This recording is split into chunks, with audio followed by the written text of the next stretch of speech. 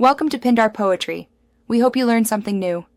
You begin by making sure the Apple TV is updated and Bluetooth ready so pairing works reliably. Outdated firmware often blocks new devices.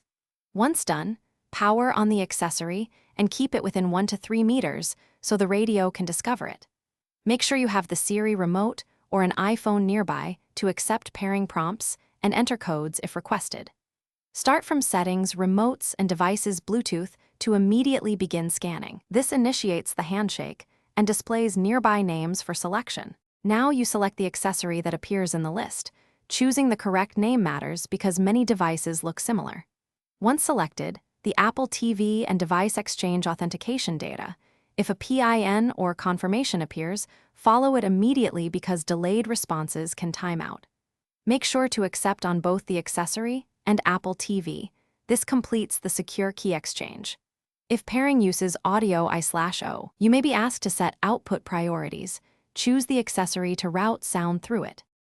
Complete the setup by confirming the accessory shows under paired devices and then testing its function. Play audio or press buttons to verify latency and volume. If it fails, don't panic.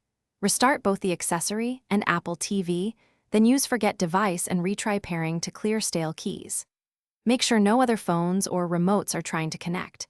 And as a key troubleshooting tip, toggle Bluetooth off and on and perform a quick Apple TV reboot. That refresh often resolves invisible discovery conflicts.